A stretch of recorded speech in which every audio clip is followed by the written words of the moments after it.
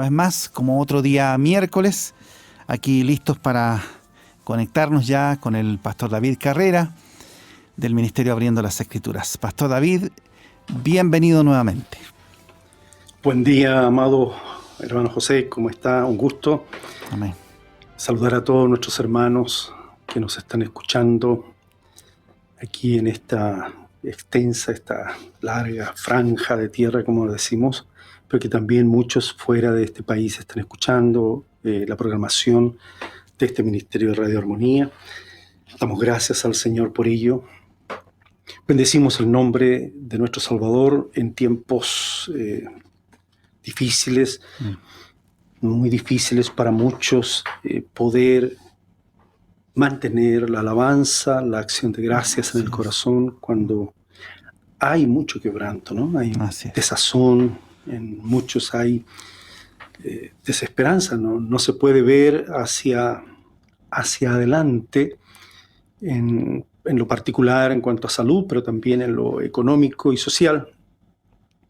Y eso, amados hermanos, los que por gracia de Dios, por sus muchas misericordias hemos sido llamados. Por eso, amados hermanos, les digo en el nombre del Señor que nuestra mirada hacia adelante no es hacia adelante en términos de cuántos años más voy a poder liquidar este problema, en cuántos años más voy a poder invertir en esto o en lo otro, en cuántos años más voy a sacar adelante mi proyecto. Amados hermanos, en el Señor, nuestra mirada hacia adelante debiera estar, en primer lugar, en una búsqueda de saber lo que hay por delante, ¿no? En los términos del llamamiento del Señor, en esos términos, en lo que corresponde a la voluntad de Dios para nosotros en estos tiempos que vivimos.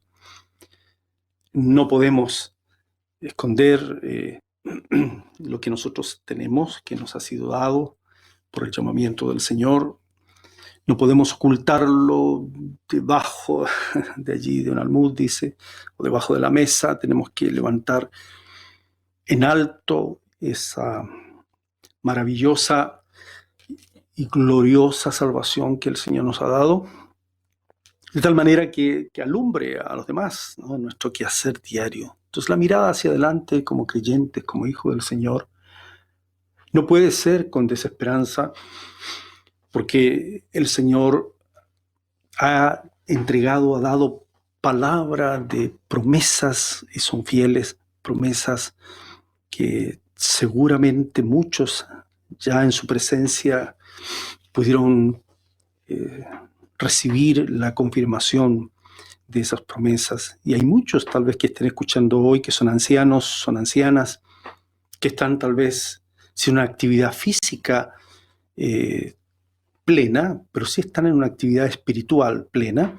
Muchos de ellos, de nuestros ancianos hermanos que están en distintas casas, podrán decir que el Señor fue fiel y confirmó todas las promesas para su vida, que fue fiel el Señor.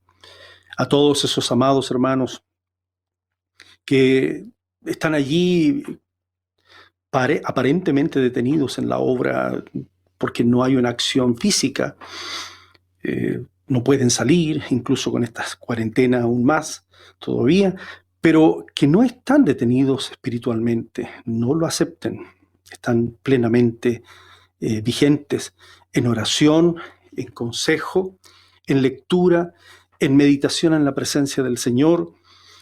Bueno, todos ustedes son una reserva grande, un acopio del Señor, de su cosecha, de los frutos del Señor, y que seguramente uno a uno van partiendo, o iremos todos partiendo algún día, ¿no? Pero van partiendo como en esa gracia del Señor, como fruto para el Señor. Entonces, pero son una reserva del Señor. ¿Cuántos pastores, cuántos ministros del Señor, obreras del Señor están allí? Bueno, ellos pueden confirmar.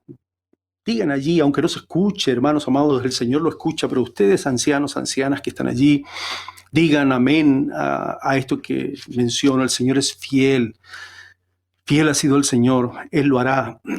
Todas las promesas del Señor son amén, son sí y amén por medio de nuestro Señor Jesucristo. Él nos ha guardado, Él nos ha sostenido. No te dejaré, no te desampararé, dice nuestro Señor. Así es que en estos tiempos que vivimos, difíciles para muchos, los creyentes, los hijos del Señor, debemos aún más procurar, ¿no?, ser entendidos en este tiempo y en sabiduría.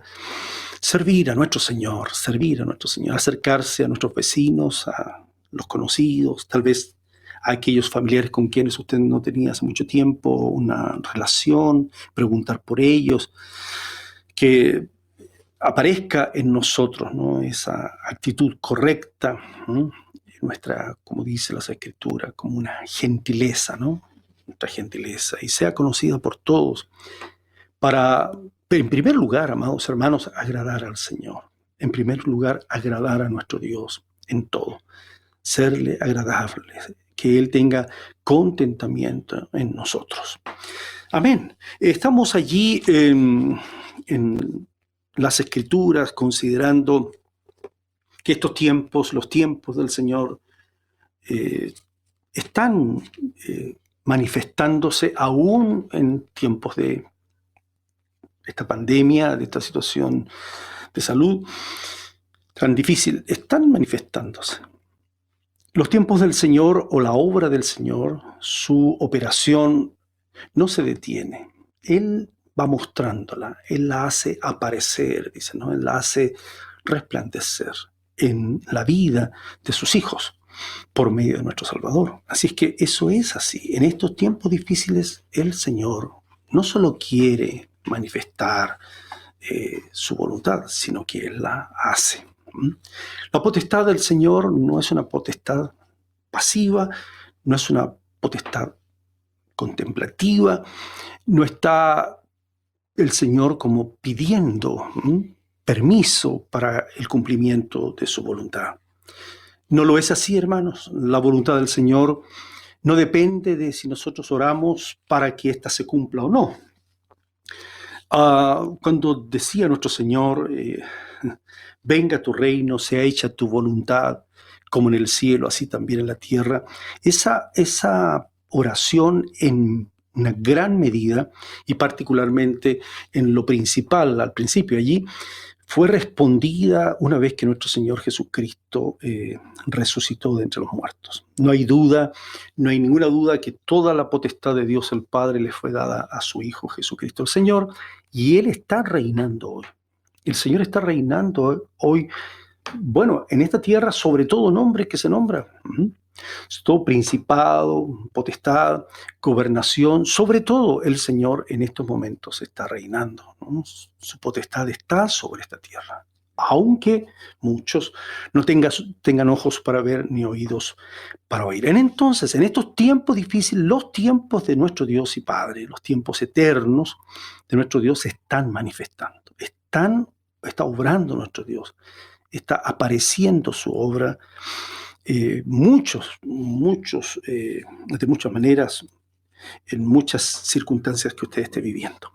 En Eclesiastés, que es un libro donde se manifiesta fuertemente lo vivido, ¿no? Así con mucha energía, por decir así, lo que vivió este rey Salomón. Lo hemos escogido porque allí está manifestada el trabajo de un gobernante y cómo este gobernante en su tiempo, con toda la sabiduría que le fue dada, con todos los recursos económicos posibles que se pudieran tener en ese tiempo y también con todas las mejores condiciones de política exterior, de condiciones sociales. Los textos que hemos leído en otros pasajes, en otras ocasiones decía que todos estaban complacidos, satisfechos, dice, ¿no? En tiempo de Salomón todos vivían muy contentos, muy cómodos, muy reposados, cada uno debajo de su higuera, dice, y cada uno debajo de su vid, ¿no? De su parra. Pero, hermanos amados, en Eclesiastés, y ahí hay una pregunta para nosotros y que tiene mucho que ver hoy día. El punto era, ¿cuál es el bien realmente? qué es lo que se disfrutaba realmente. ¿Mm? Llegar a expresiones como las que decía Salomón, que todo, aún su forma de vivir entre esas dos fuerzas, ¿no? La sabiduría del Señor gloriosa y la plata, el dinero, y los bienes, y la fama y la gloria, todo eso junto en una persona. Él decía que igual se manifestaba en él pura vanidad, todo era vanidad, todo era vanidad. Y también dice algo más, y era aflicción de espíritu. Creemos que con muchos estudios, digamos, si no sabiduría, que es mayor, por supuesto, que el simple conocimiento, y cuanto más si es sabiduría de Dios, pero digamos, si alguien desearía tener 3 o 4 títulos, estudios bien hechos, bien completos, o sea, completos y bueno, con todas las posibilidades para emerger en la vida. Tuviera mucho conocimiento, muchas relaciones sociales, bien instalado, y además mucho dinero. ¿Cómo es posible que alguien pudiera decir que todo eso es vanidad y simplemente es aflicción de espíritu? Aflicción de espíritu. Bueno, acá está el testimonio de un hombre. Pero también es cosa de leer muchas biografías y darnos cuenta que al término de los años en la vida, los hombres más, comillas, entre comillas, más grandes, o después buscaron, fíjese ustedes, buscaron la vida, pero en las cosas pequeñas no por no valer, sino porque no se habían dado cuenta que al paso de los años valió mucho más la sonrisa de su esposa que ahora ya no estaba con ellos, o al revés, y que ya no tiene esa sonrisa leal, franca, verdadera, vamos a decir así, esa sonrisa santa de la esposa o del esposo, cuando no hay nada detrás que ocultar. Y entonces se dio cuenta que no se compra esa sonrisa, o que no se compra el calor de un pequeño en los brazos, de un hijo en los brazos, y que no lo crió bien y perdió ese calor del hijo. Se le pasó el tiempo de dedicarse a él por sus muchos negocios, por sus muchos proyectos, y ya grande, ya es muy difícil abrazar y ya. Entonces eso es así. Hay mucha aflicción en la vida, porque no nos hemos dado cuenta que la vida no consiste, dice las Escrituras, en los bienes que uno posee. La vida del hombre, dijo el Señor Jesucristo, no consiste. Piensa en esas palabras del Señor. No consiste en los bienes que el hombre posee. El Señor Jesucristo lo planteó y es un planteamiento del Señor. Es un planteamiento fundamental en la administración, en cualquier área del ser humano. Una administración familiar, laboral, de papá, de mamá, la administración personal, íntima, la administración en lo externo, hacia afuera, en cualquier tipo de gobierno. Cuán importante es entender. La vida del hombre no consiste en los bienes que posee, y el planteamiento del Señor es bien claro. Hay una base allí. En cualquier administración tiene que tomar la decisión a quién sirve usted, porque usted solo es administrador. A fin de cuentas, usted es administrador. La tierra va a requerir de lo que es suyo, y usted va a volver a la tierra, de donde salió. Son palabras escriturales, ¿no? El polvo vuelve a la tierra de donde fue tomado.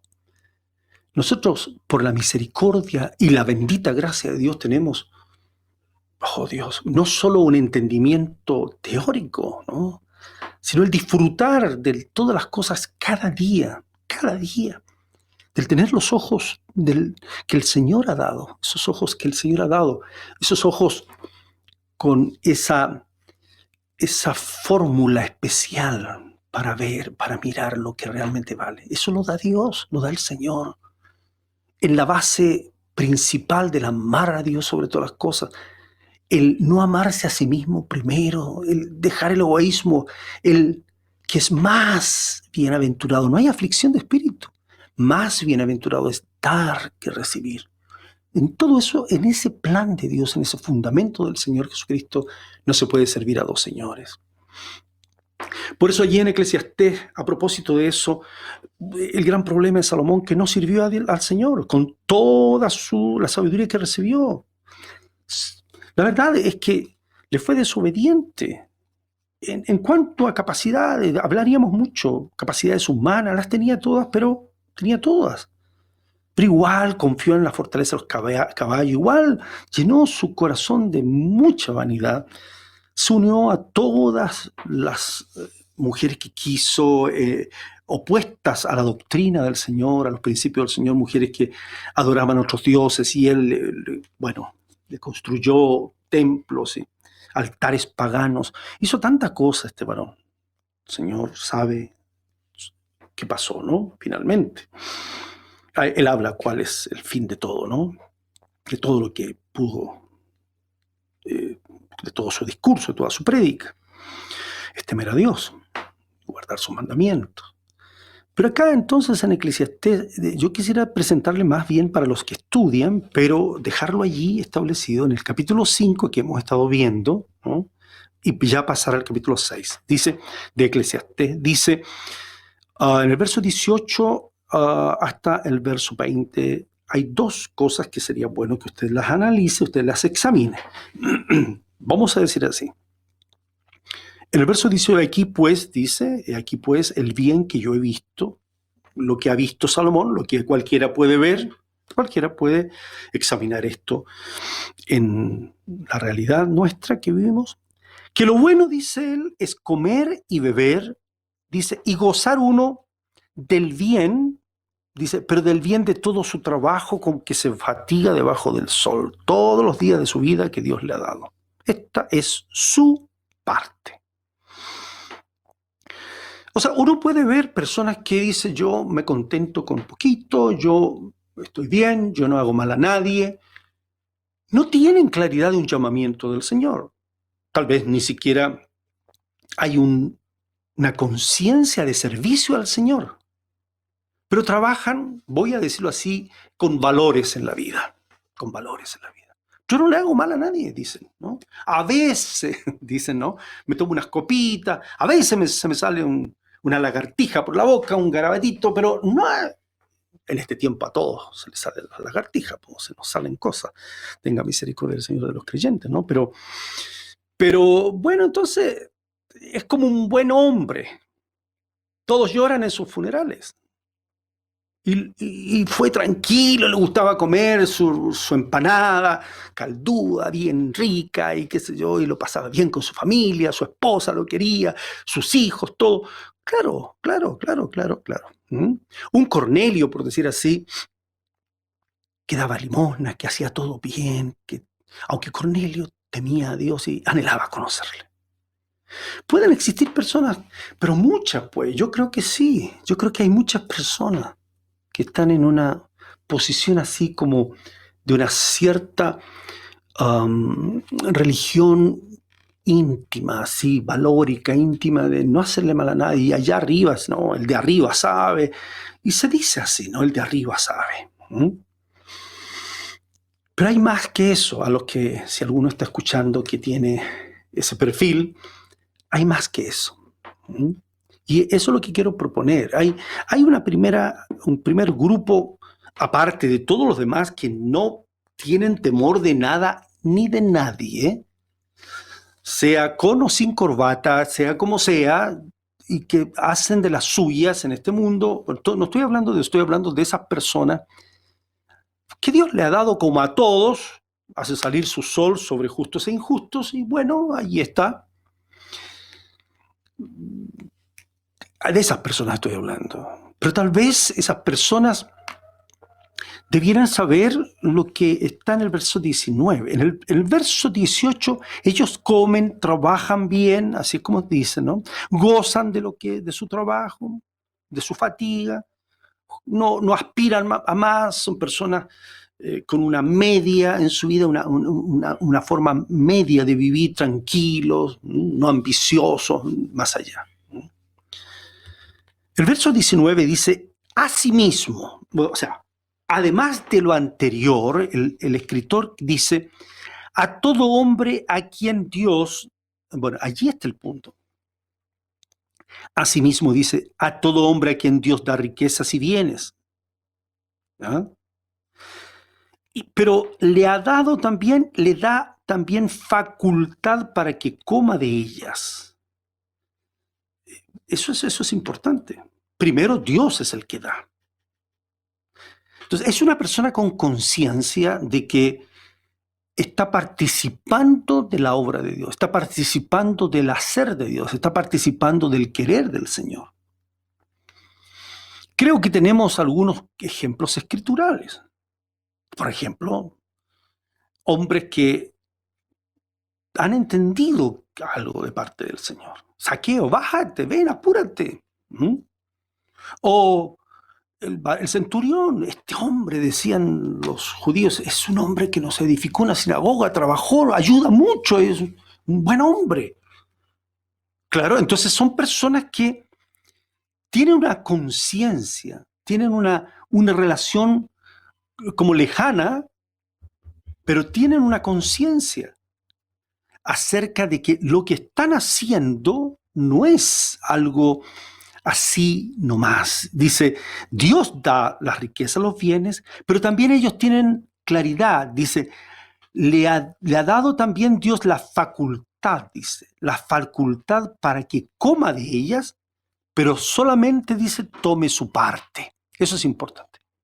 Tome su parte, no más. Y goce, así dice, y goce de su trabajo. Entonces lo califican las Escrituras todo esto como esto es don de Dios. Ahí está. Lo anterior es un trabajo de un hombre que bien, hace las cosas bien y muy bien y va adelante en todo. Pero no es un don en el sentido de que esa persona ha entendido que todo lo que ha juntado, todo lo que ha podido ganar, está relacionado con la obra del Señor, está relacionado con el llamamiento del Señor. En el caso de los creyentes, debiéramos entender eso. Ejemplo de eso tenemos también, hay muchos hermanos, pero no voy a ocupar tiempo en eso.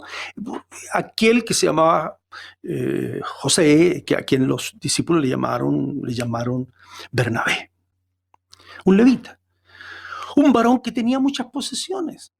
Y él ayudaba a todo. De tal manera, este varón ayudó a muchos al principio de la obra allí, en Hechos aparece, ¿no? Que los apóstoles recibieron testimonio de él, se fijaron cómo era. Era un hombre con una economía solvente, vamos a decir así. ¿Qué hizo él? Lo dio todo, lo puso a los pies de los apóstoles. Pero no es por eso nomás, muchos más lo hicieron, no es por eso nomás que los apóstoles cambiaron incluso su nombre. Parece costumbre de ese tiempo, nuestro Señor también lo hizo, de poner un sobrenombre o un nombre que indicara algo distintivo de la persona. Los hijos del trueno le puso el Señor a dos hermanos entre sus apóstoles. Pero en este caso los apóstoles le pusieron a este varón, le pusieron Bernabé, que significaba hijo de consolación. Tal vez era un hombre, como dicen las Escrituras en 2 Corintios capítulo 1, que había sufrido, había vivido algo. Y su vaso fue lleno de consolación. Entonces todo lo que él recibía sabía que era don de Dios. Tenía la facultad de parte del Señor. Eso indica la claridad. Facultad es cuando usted tiene en su mente, en su entendimiento, claridad. Esta es mi parte. Y dice allí, y gozaba de su parte y lo otro lo repartía, lo compartía. Es como dice la Escritura, hay liberalidad en el corazón. El que reparte con liberalidad. Él participa del don inefable de Dios, dirá el apóstol Pablo allí a los Corintios en su segunda carta, capítulo 9. O sea, es esa posibilidad de que tiene facultad, entendimiento, juicio, allí en su mente para medir, tengo tanto, pero puedo dar esto otro. ¿Pero por qué no lo invierte? No. Él tiene esa gracia, dice allí, ese don del Señor de estar tranquilo. Esa es la facultad, ese dominio propio interno para juzgar sobre los bienes y en su tiempo decir, no, es tiempo de compartir. Goza de su trabajo, ¿ya? Pero comparte también con los demás. Dios dice, le llenará de alegría el corazón. Eso dice el verso 20. O sea, no hay aflicción de espíritu. El corazón está lleno de alegría. En el capítulo 6, allí de Eclesiastés,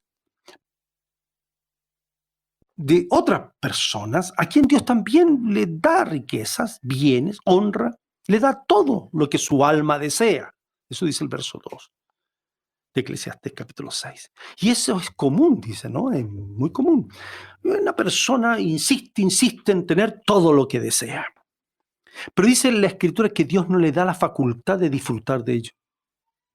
Finalmente pierden en la vida. No, y eso es porque es un deseo desmedido. Y allí es donde está el punto. ¿Cuándo se puede manifestar de parte del Señor esa gracia suya? Aleluya. Ese don del Espíritu. De poder decir, esto es lo que a mí me corresponde, no más. Algunos que han leído en las Escrituras lo que sucedía en tiempos del desierto, que es una imagen bíblica de nuestro peregrinaje ahora en la tierra, ¿no? En ese tiempo Dios hacía descender todos los días ese pan, ese maná del cielo, para comer. Pero dice la Escritura que debían tomar su parte. Conforme el número de personas de la casa debían tomar su parte. No más, no más. Si tomaban más, se echaba a perder. Debían confiar que al otro día Dios les daría de nuevo. Y así sucesivamente. Que no dependía de clima, que no dependía de condiciones, ni siquiera, comillas, naturales, sino que dependía del poder del Señor, de su soberanía, ligado a su amor, a su promesa, a su fidelidad. Necesitamos eso, depender del Señor, descansar del Señor y no dejar que nuestra alma se pierda o nuestro corazón vague, dice las Escrituras, que seamos obedientes al Espíritu del Señor y no vayamos por la vida con un alma insaciable, ¿no? Que no es grato ante el Señor.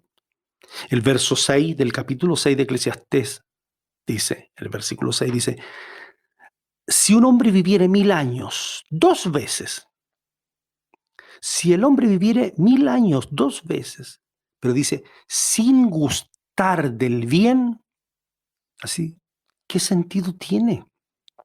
No van todos al mismo lugar, no va definitivamente a morir y las tinieblas van a llegar definitivamente a su vida.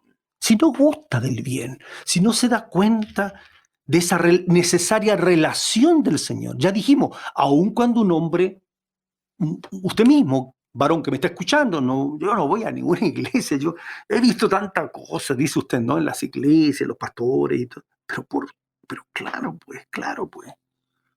Usted tendrá en la Escritura que verá que apóstoles o hombres que seguían al Señor incluso también, ¿no?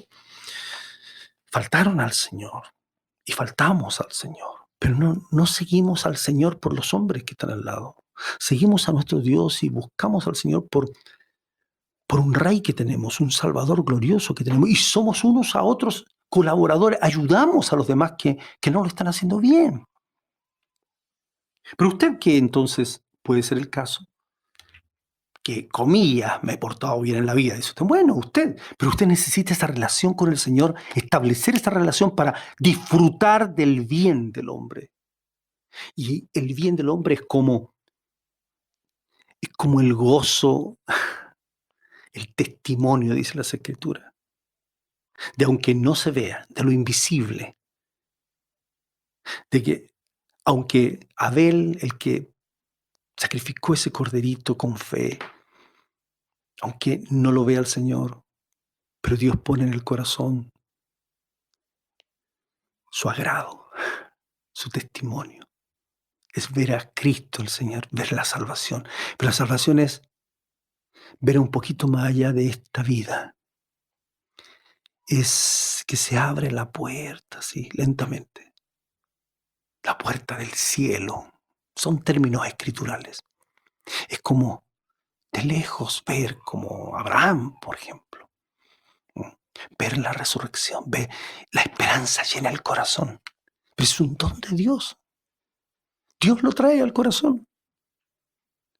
Y eso hace que el esposo, si es esposo o la esposa, lo comparte a los hijos y va hablando, va conviviendo de una manera tal que sus ojos no están puestos en una proyección humana, en lo económico, en lo social, sino están puestos en aquel que resucitó, como dice Pablo a los colosenses.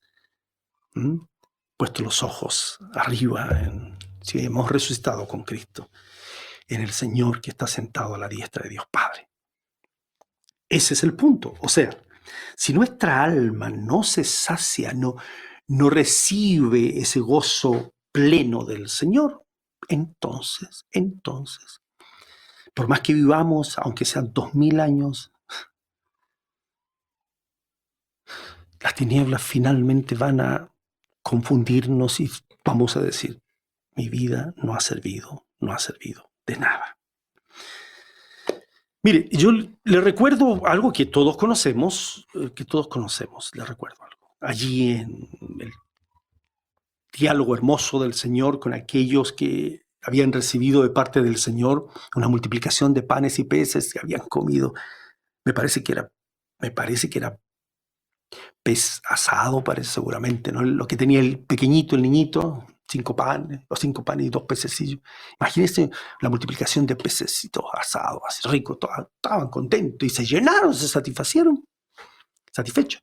Lo buscaron al Señor. ¿Y dónde te habías ido, Señor? Nosotros estuvimos buscándote. Ajá, sí, claro, pero me buscaban porque se saciaron, no porque vieron la multiplicación, no porque vieron más allá. Y bueno, y ahí hubo un diálogo extenso del Señor con ellos. Algunos le decían, bueno, es que tú, ¿qué obra nos muestras? Moisés nos dio el verdadero pan, el pan del cielo. No, Moisés no les dio el verdadero pan. Mi Padre os da el verdadero pan. Y entonces el Señor va avanzando y dice, en el diálogo le dicen, bueno, mi carne es verdadera comida, mi sangre es verdadera bebida. O sea, cuando se da todo, cuando se derrama todo por el otro, ¿no? El que come mi carne y bebe mi sangre. Y estaban ya un poquito complicados, ¿cómo es esto que este hombre nos da a comer su carne? Yo soy el verdadero pan del cielo, dice el Señor. Y me imagino con qué ganas el Señor le estaba hablando, porque estaban con la guatita llena ellos, pero con el alma no satisfecha. Estaban gorditos a su guatita, pero el alma estaba mal, pues el alma estaba mal. Entonces, cuando el Señor le empezó a hablar de estas cosas que ya no tenían que ver con el estómago, digamos así, con el vientre, se empezaron a sentir mal, pues, porque afectó, por decir así, su teología, ¿no? Y dura es esta palabra, ¿quién la puede oír? ¿Cómo se le ocurre a este hombre hablar estas cosas? Y claro, ya ahí, no me toque a mí lo que yo creo, en otras palabras, ¿no? No me toque lo que yo creo. Yo acepto que usted sea un Dios que me da todo, que es lo que yo le pido, que me da los milagros, me da todo lo que yo necesito, pero déjeme creer a mi manera, una cosa así. No, pues. Entonces el Señor, si ustedes vieran, le dijo él, vieran al Hijo del Hombre subir donde estaba primero, si ustedes supieran de dónde vengo, estas cosas les ofenden, estos cambios que tienen que tener en la cabeza. Tienen que tener cambios en su modo de pensar. Porque pensamos, amigos y hermanos, también pensamos mucho en que Dios no nos da señales, no nos muestra que nos ama, no nos muestra su obra. ¿Por qué? Porque el alma no está saciada, amigos, hermanos, no está saciada de Cristo. Entonces nuestro Señor, mire lo que le dijo, dice, el Espíritu es el que da vida, la carne para nada aprovecha, las palabras que yo os he hablado son Espíritu y son vida. Le está hablando a una mente no saciada, a un corazón no saciado, ¿no? Hay algunos de ustedes, le dijo el Señor, que no creen. Y así empezó a hablarles el Señor.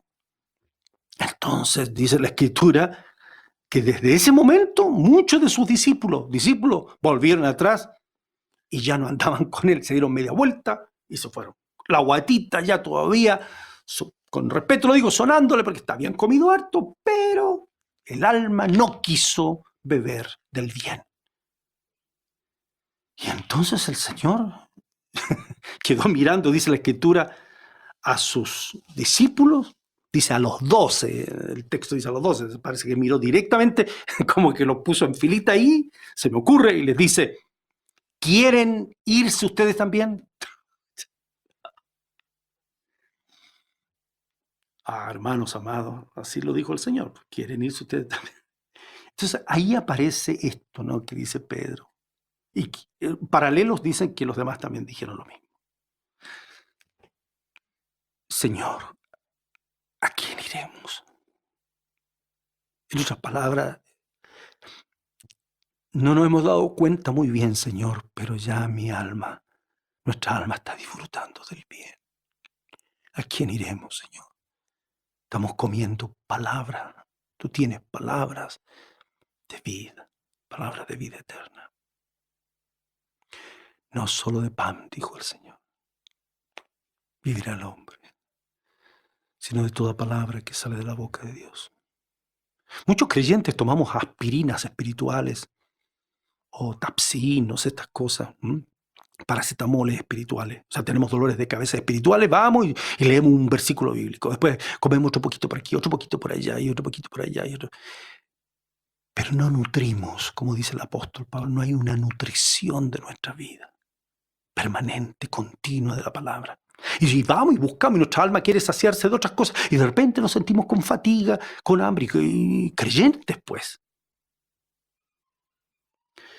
Nosotros hemos creído y conocemos que tú eres el Cristo, el Hijo del Dios viviente, dice, ¿no? Nuestra alma que necesita vivir, necesita esas palabras.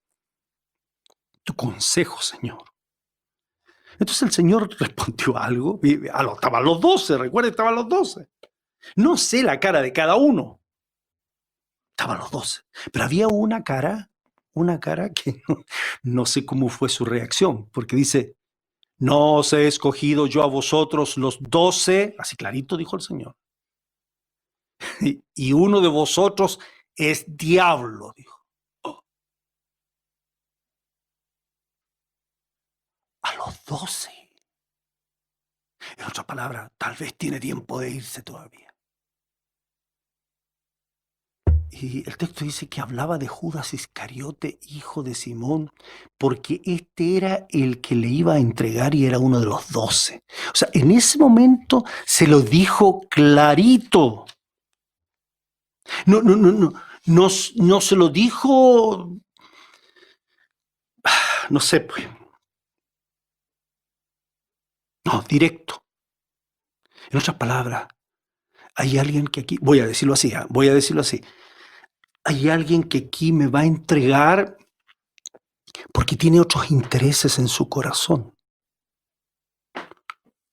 Porque su alma no se sacia de la palabra. Porque su alma se sacia con otras cosas.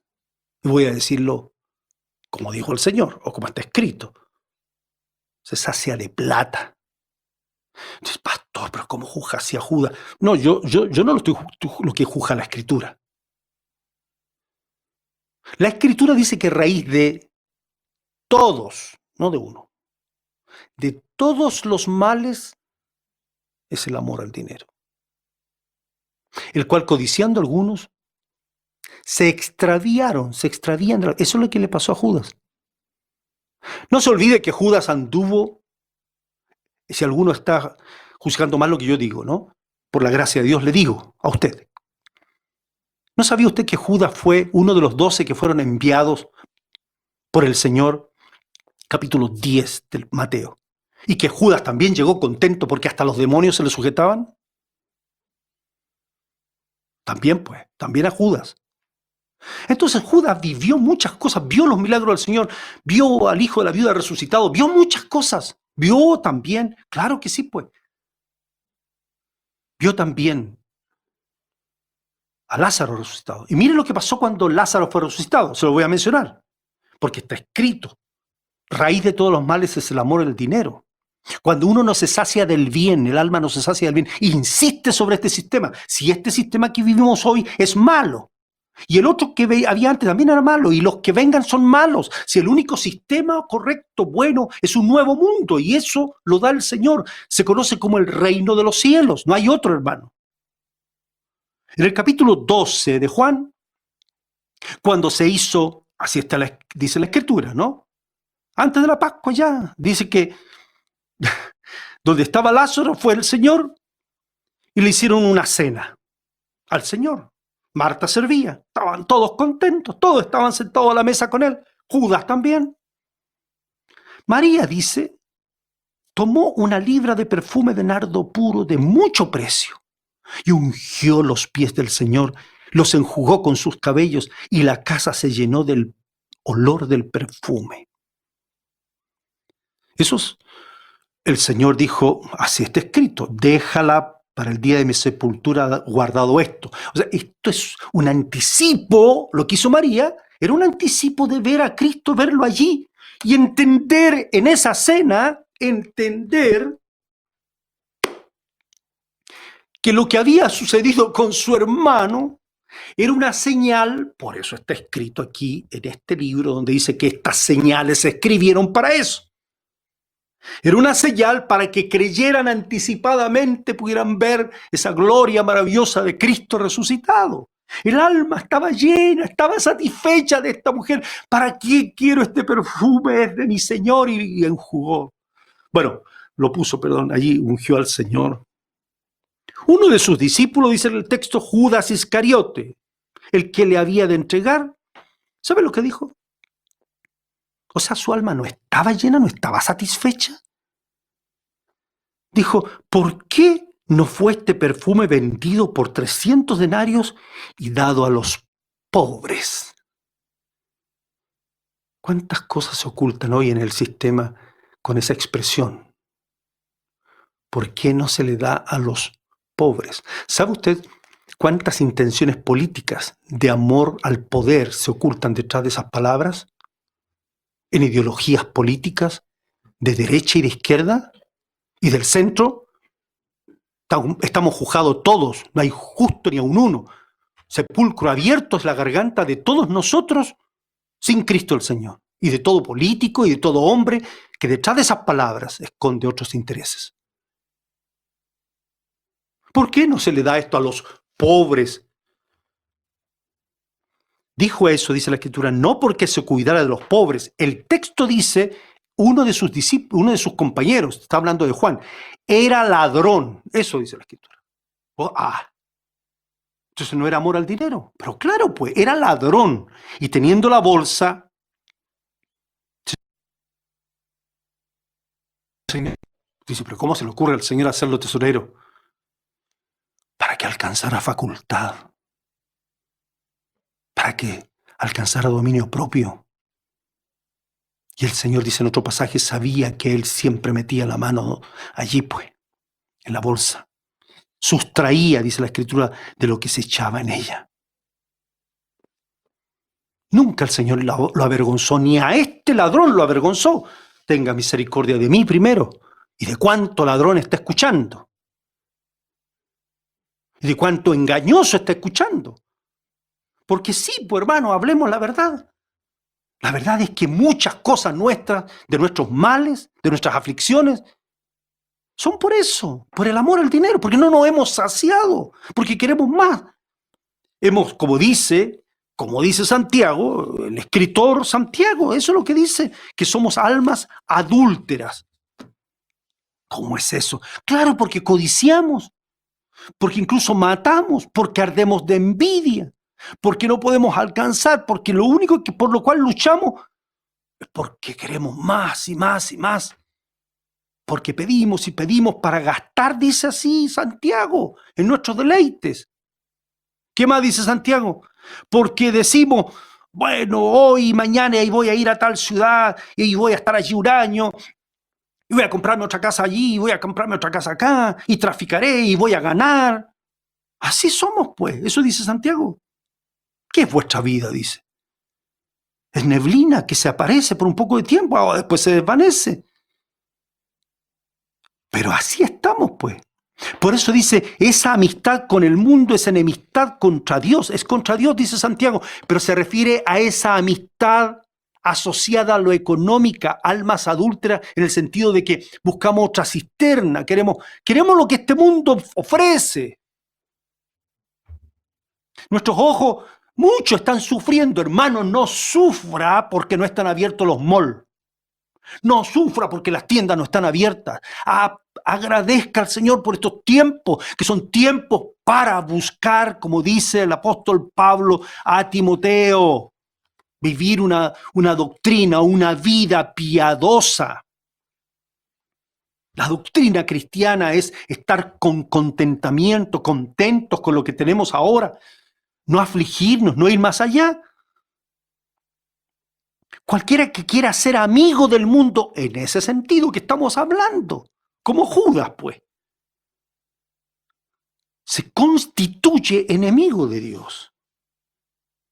Por eso dice la Escritura, no en vano dice, está escrito, ¿no? No dice en vano la Escritura. El Espíritu Santo dice por la Escritura, el Espíritu que Él ha hecho morar en nosotros nos anhela celosamente. Entonces, cuando el Espíritu está en nosotros, tiene una lucha, tiene un celo. Cada vez que nosotros decimos, y nos brillan los ojitos por poseer más y por tener más y por tener más. Dios resiste esa soberbia, dice. Sí, y eso es una cosa del diablo, lo dice aquí. Si yo me someto al Señor, voy a resistir al diablo y Él va a huir de mí. El punto en el fondo es una tentación permanente, maligna. El texto dice, así dice, que eso es un pecado. Acerquémonos al Señor, dejemos esta cosa económica. Eso es lo que dice. Pecadores, limpiad las manos, nuestras manos si se han metido en cosas que no debemos. En lo económico, yo sé que hay muchos otros pecados, pero está hablando de eso principalmente, que es una raíz que nos aparta nuestra fe de nuestro Señor Jesucristo. Eso es lo que dice. Vosotros lo de doble ánimo, lo dice del principio Santiago, doble ánimo porque hay un ánimo por esta cosa insatisfecha, ¿no? Estas reacciones sociales que crean estas ideologías humanas, políticas, de pobrecito, pobrecito, pobrecito, No, pues si hemos recibido al Señor ya no somos pobrecitos. Saque del corazón esos pensamientos sociopolíticos que no deben llenar su alma. Nunca va a estar satisfecha su alma si sigue con eso. De derecha, de izquierda, de centro, de que sea, sáquelo de su corazón. Creo con toda seguridad que el creyente no debe ser un militante político de nada, de nadie. ¿Que debe votar? Puede ser, no digo que no. Hágalo en el temor del Señor, dirigido por el Señor. Pero que el alma milite, no pues. Dice, vosotros de doble ánimo, purificad vuestros corazones, afligíos, así dice. Pero el contexto está refiriéndose a pedir, a desear más y más, a codiciar, a gastar en lo que no debemos. Ese es el contexto de lo que dice Santiago. Afligíos, lamentad, llorad, dice. Eso dice. A los creyentes, pues. Afligíos, lamentad, llorad. Vuestra risa se convierta en lloro, vuestro gozo en tristeza. Eso dice la Escritura. Humillaos delante del Señor y Él os exaltará. ¿Dice usted amén a eso? Eso es lo que hay que hacer. Y eso es lo que hay que hacer. Por eso más adelante, más fuerte le habla a los ricos, y los ricos, no creo yo que a los ricos de allá fuera del mundo. Capítulo 5 dice, vamos ahora rico. Llorad y aullad por las miserias que os vendrán. Se lo están diciendo los creyentes. ¿Y por qué? ¿Por qué? Porque Santiago dice, mire lo que dice. Está escrito. El rico dice, gloríese en su humillación. ¿Cómo? Claro, cuando es humillado el rico, gloríese allí. ¿Por qué? Porque él pasará como la flor de la hierba. Estoy leyendo en Santiago capítulo 1, verso 11. Porque cuando sale el sol con calor abrasador, la hierba se seca, su flor se cae y perece su hermosa apariencia. Así dice. ¿Qué concluye? Así también se marchitará el rico en todas sus empresas, cualquier empresa. Pero pastor, yo soy un emprendedor. hágalo ligado al don de Dios, como dijimos antes. Aleluya. Hágalo ligado a Cristo. Hágalo con la facultad de saber repartir, que la liberalidad venga a su corazón. Es difícil que un rico entre en el reino de los cielos. Eso dijo el Señor. Es difícil, le va a ser difícil. Siempre va a tener la tentación sobre usted. Siempre. Las riquezas, dice aquí, van a podrirse. Así dice, verso 2. Las ropas van a estar comidas de polilla después. El oro y la plata se van a enmohecer. Se refiere también a la fe, a esa condición en que después, ¿cómo quedó la fe de Salomón, pues, hermano? Si la fe de Salomón al final quedó así y se dividió su reino y se perdió todo después. Amados, parece duro esto, pero es la Escritura. En el tiempo que vivimos, lo que debemos hacer, verdaderamente debemos hacer, es buscar al Señor. Es humillarnos bajo la poderosa mano del Señor. Es como dice ahí mismo en Santiago, como Abraham, decir, háblame, Señor, yo necesito de ti. Y que el Señor te diga, no hay nada imposible, Abraham, sí se puede. Pero ¿qué voy a heredar? ¿Qué me vas a dar, Señor, si no tengo el bien, no tengo el gozo, no tengo tu testimonio en mi corazón? Mira las estrellas, cuéntalas. Así será tu deseo. Así creo, Señor, amén, creo, Señor. Y después pasó por una escuela tan linda. Dios, gracias por nuestro, como dice la Escritura, ese padre Abraham, ¿no? Pero después en esa escuela, dice Santiago, Dios le dice, Abraham, sí, toma el que amas, toma lo que amas, lo que más amas.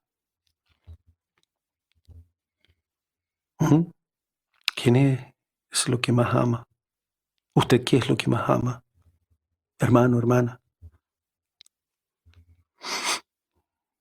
Ahora, yo voy a decir esto cuidadosamente, respetuosamente, hermanos. Sé que se requiere mayor estudio, estar tranquilito aquí con el texto y ver.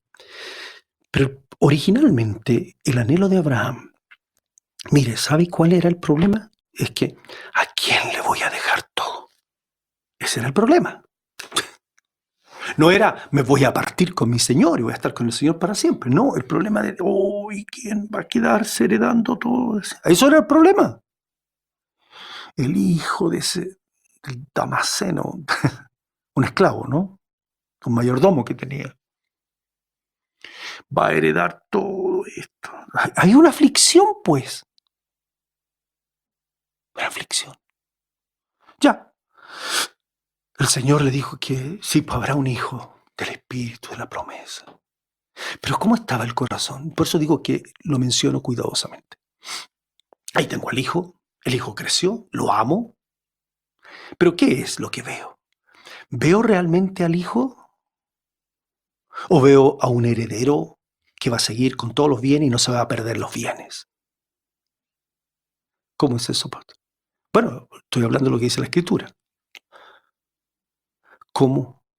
Jesús el Señor, nuestro Señor, dice, Abraham vio mi día y se gozó. Ay, no tienes ni 40 años, ya viste a Abraham. Le dijeron, ¿no? Y el Señor dijo, antes que Abraham fuese, yo soy. Todo el derrotero de Abraham lo vio Jesús el Señor. Todo ya lo conocía el Señor en su eternidad junto al Padre. Y vio el Señor.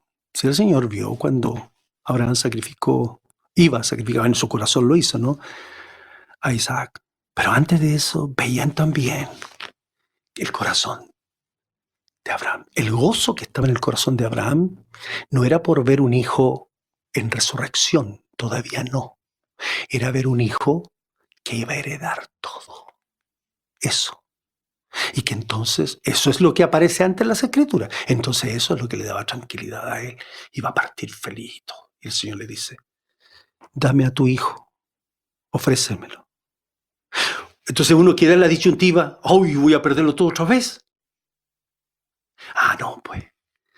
Bendito sea el Señor por ese amado varón, padre de la fe, dice la Escritura. Porque dijo Abraham que Dios se lo había dado en su debilidad y la debilidad de su esposa. Isaac se llamaba risa, la risa había llenado su corazón, pero faltaba algo más para que fuera plena la alegría del alma, del bien del corazón. Faltaba, voy a decirlo así, el don. Faltaba el don inefable. Faltaba Jesucristo el Señor. Faltaba el que lo llena todo en todo, el que llena nuestra alma, el que llena nuestra casa, el que llena nuestra mente. El Verbo eterno faltaba Él. Dámelo, Abraham.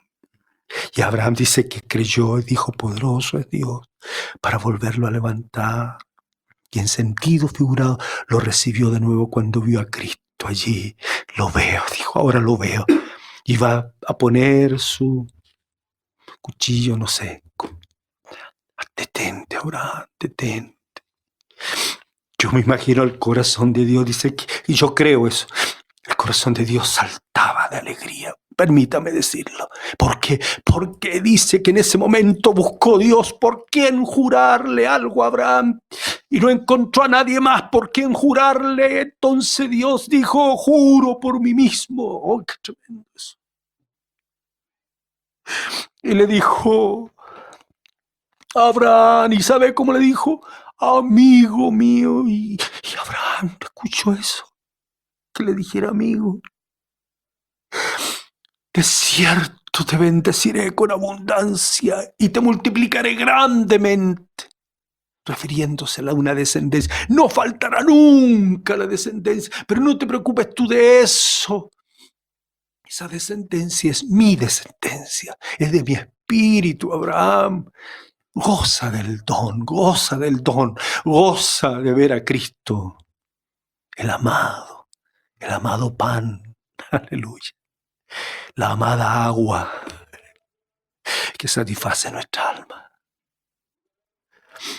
Amados amigos, les invito, hermanos, a orar. Gócense, gocémonos juntos, porque tenemos el don, porque tenemos a Cristo. Padre, te alabamos, te bendecimos. Aleluya. Buscamos tu rostro.